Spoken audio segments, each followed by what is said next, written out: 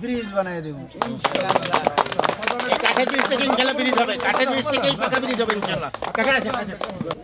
জনাব তারেক রহমানের একান্ত সহকারী জনাব মিয়া নুরুদ্দিন অপু সাহেব যখন এখান দিয়ে রাস্তা দিয়ে যাচ্ছিলেন, তখন দেখেন যে এখানে একটা বাঁশের সাঁকোর মতো অবস্থা, এলাকার মানুষের আসা যাওয়া কষ্ট হয়।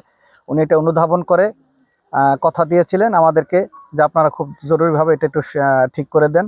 তো আমরা তার নির্দেশ অনুযায়ী আমরা এলাকার মানুষ জনসাধারণকে নিয়েই এটা জরুরি ভিত্তিতে ঠিক করে দিয়েছি। আপনারা জানেন যে আমরা বিএনপি আমরা নেতৃবৃন্দ যারাই আছি মাঠ পর্যায়ের বা আমাদের নেতা যারা আছেন, আমরা সবসময় চেষ্টা করি যে আমরা যে জনগণকে যেই কথা দেই আমরা সেই কথা এবং ওয়াদাটা সেটা আমরা রাখি বা রাখার চেষ্টা করি। এই অত্র এলাকায় 100-রও বেশি পরিবার আছে। ওদিকে রানীসার এবং এদিকে যাতায়াত করে সব লোক। এবং এখান দিয়ে এই মসজিদের, আমাদের মসজিদ আছে ওপারে পারে, অনেক মুসল্লি এই পোল দিয়ে আসা যাওয়া করে নামাজ পড়ার জন্য।